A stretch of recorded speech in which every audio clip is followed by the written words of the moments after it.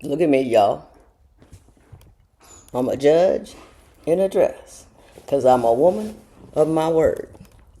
Yesterday I went back and got on them Jigga videos and I watched them, not as much, but enough to warrant punishment in pink. Now this is the belt to this dress. One, because my stomach is huge and I don't like to feel it. And two, because I have cleavage issues. So we're going to do like that. But I have on a dress because I said it would, and I haven't got any shoes on. I would show you my feet, but you can't do that on here without prompting some inappropriateness. And that once in a while people, and I never thought, I knew it was a thing, but just a glimpse. And, whoa. But anyhow, the dress is hot and sweaty, and I don't like it. But I'm in it, and I'll stay in it for a minute. I haven't seen any Jigga videos this morning, I can tell you that. Somebody asked me a question about why do you like to read? Because she wants to read. She said she remembered me telling you guys that I was reading a book on the Ottoman Empire, and I tend to read in waves. Like I'll read. I got into North Korea at one point. Read 3 or 4 books on North Korea, and then you know what I mean. I was into the steppes.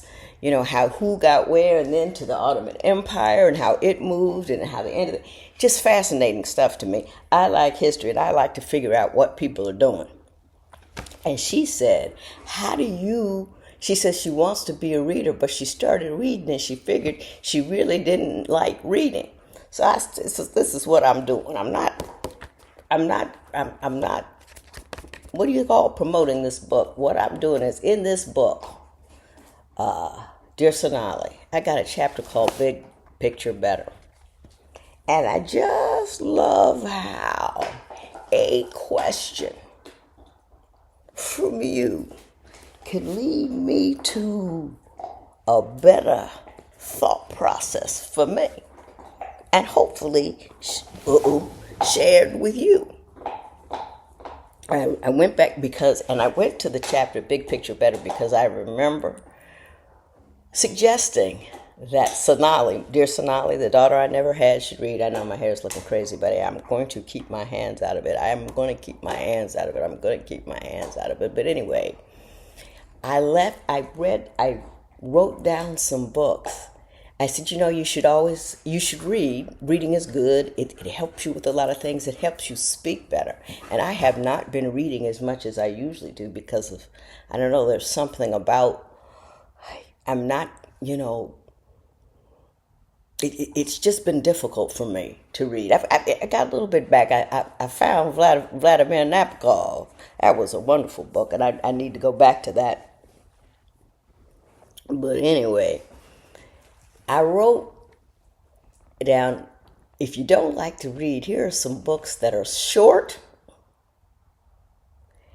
and good reads that might make you want to start. And the one I always start with is Night by Elie Wiesel, Weisel.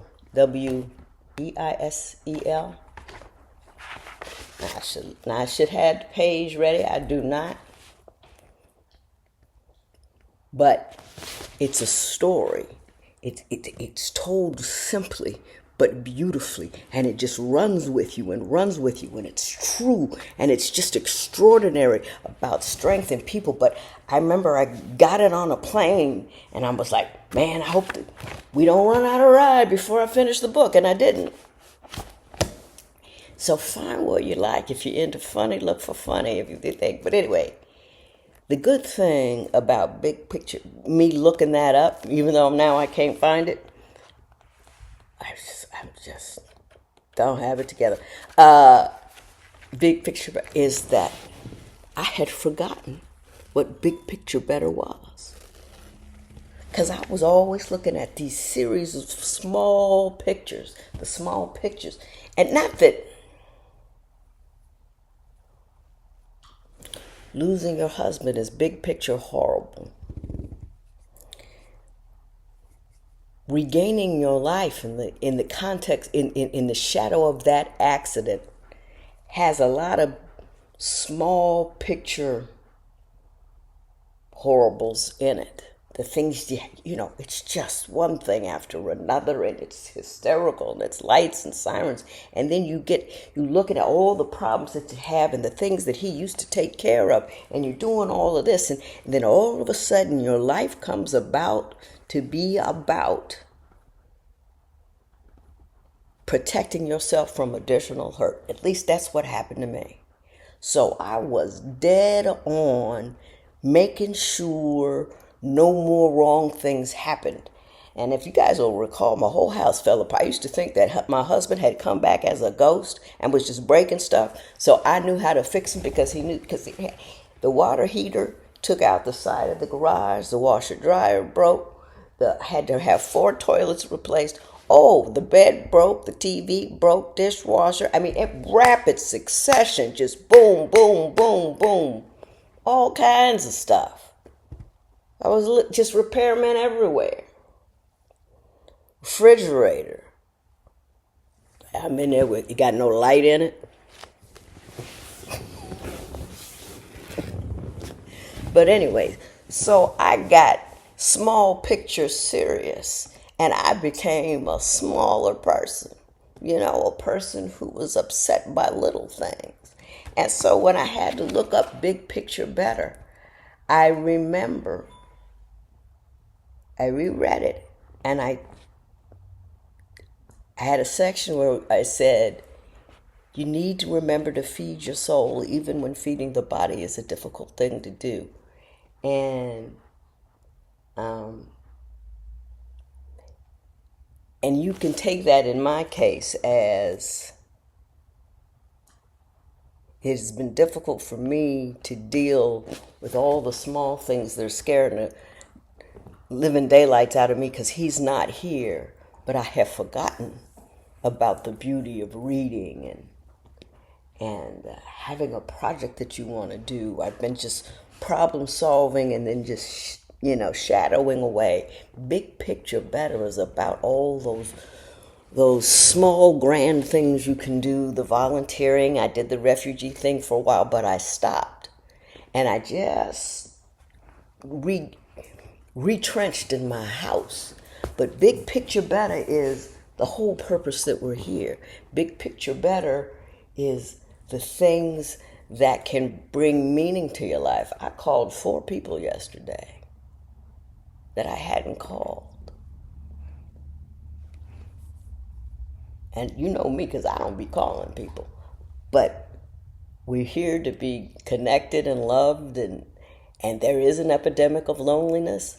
And so now, and then I went to Hobby Lobby. Well, I'm going to show you what I did, too, because that's wild. You see I don't have my hands in my hair, even though I'm looking at my hair and thinking it's looking crazy. But this is learned control. So,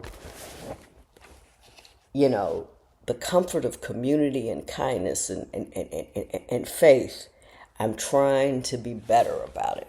I'm trying to get there with a sense of excitement.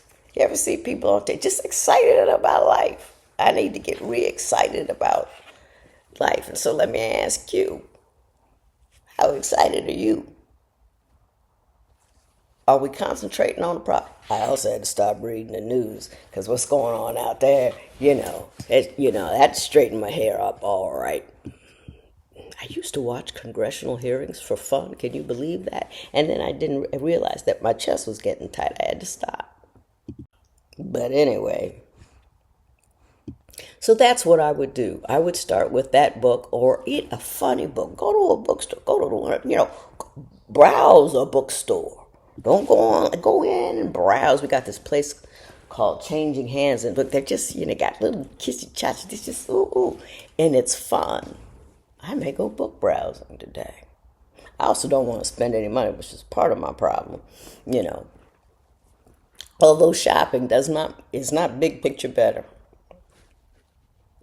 It's consumerism and all that, but it does get you out of the house, but I wear the same 7 shirts all the time anyway, so why do I need to bother? So I don't know. That's the only way I know to learn and enjoy reading. Ooh, or a book club, because they can help if you get a good book with a bunch of good readers. Like a lot of the books that I really liked, I got from this book club because these were people were really readers, and you can find different kind of book clubs. Some book clubs concentrate on romance novels. Some of them, hey, some do this, and then it's a chance to be with people and and just the beauty of community. And we've become so isolated these days.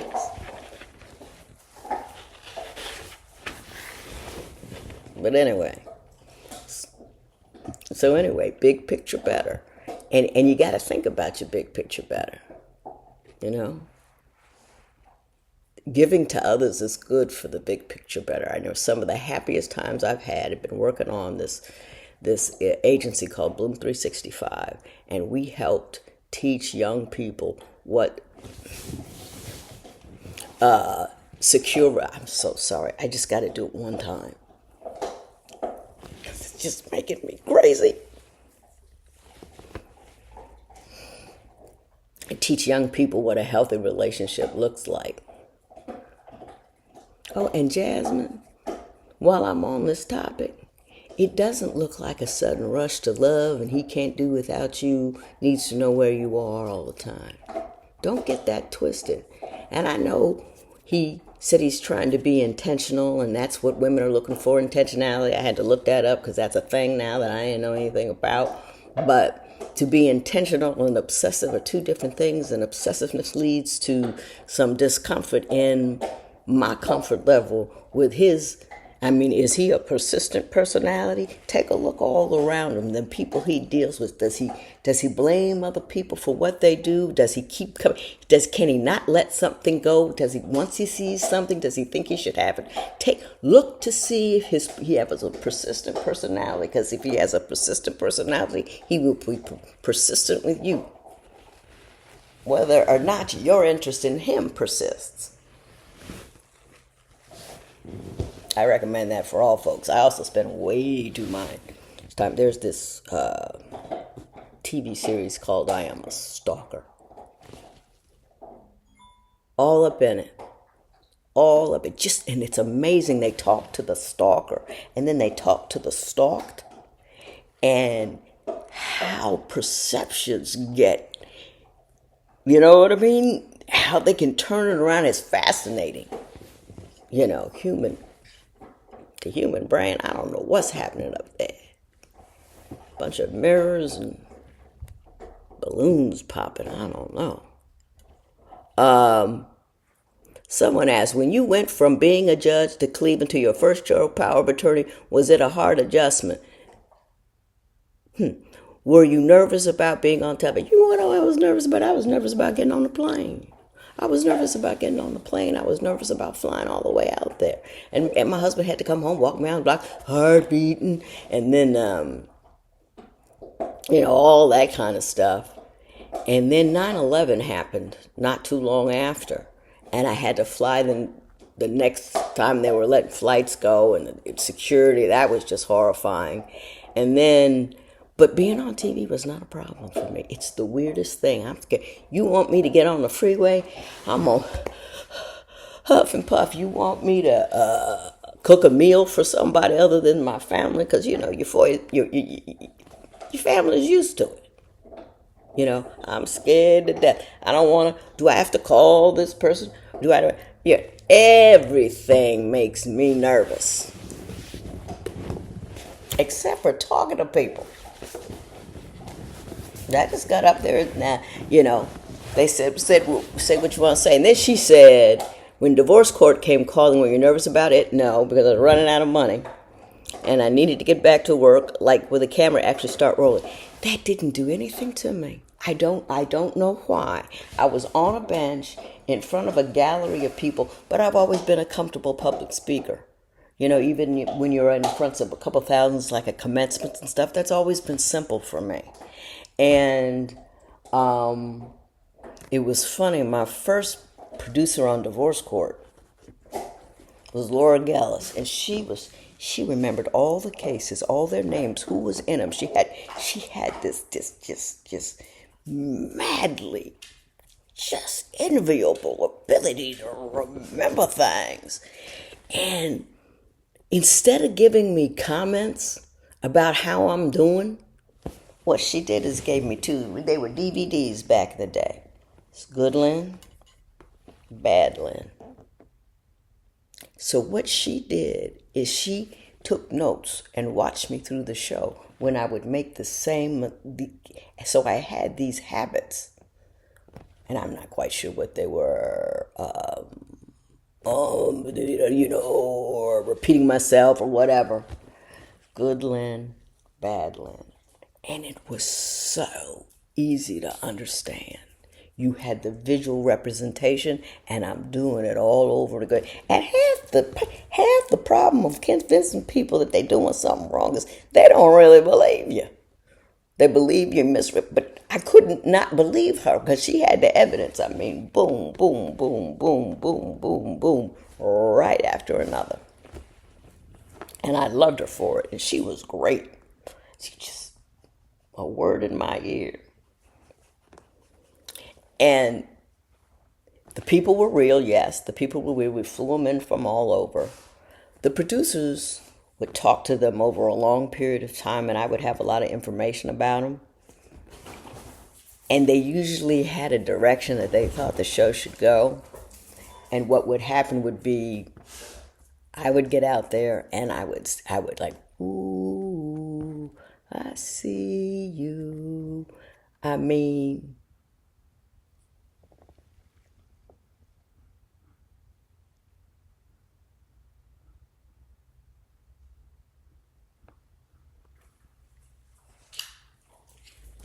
and then I would turn the story in a different direction. And then she would type into me because she had a way to communicate with me on this. She said, I like what you're doing. And so she didn't, over the years, fewer notes, less things. And the difficult thing that happened to me, like 7 or 8 years in, they decided they wanted to use less editors. So they wanted me to edit in real time. So they gave me a little timer.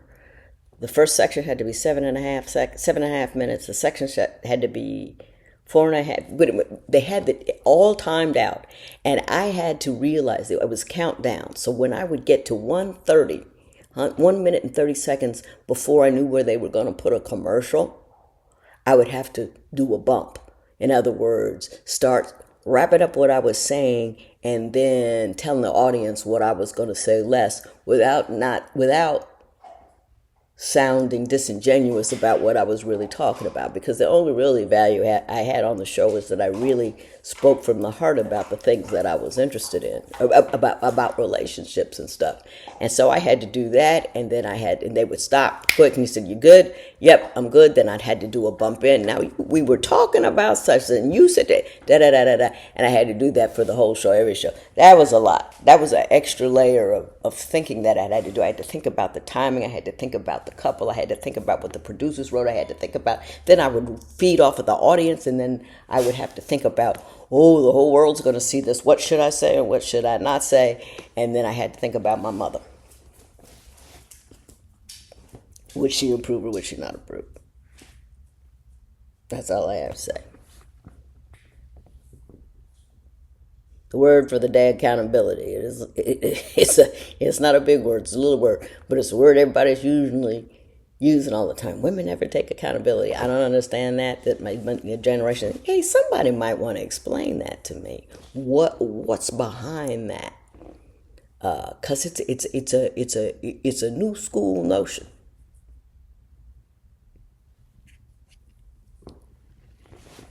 Lady in a dress. Oh, hang on. I know this is silly, but you my people, and I'm sure you understand. I bought a bed for my house. Then I bought a sewing kit, and they have fabrics at Hobby Lobby. I made myself a comforter. Now here's the sheet under the comforter, but I couldn't get it to go right, so I glued it on the top so it would look right. And then I sewed this, and I stuffed cotton balls in it. Now you can tell, look at that, not even closed. So now in addition to believing I can make furniture, now I'm going to start sewing stuff. Ridiculously, I'm ridiculous, but I'm proud. Have a great day. And talk to me about that accountability piece. I really want to understand what's meant by that. I mean, I hear what they're talking about, but I don't understand the nature of the aspersion or I don't know. Y'all have a good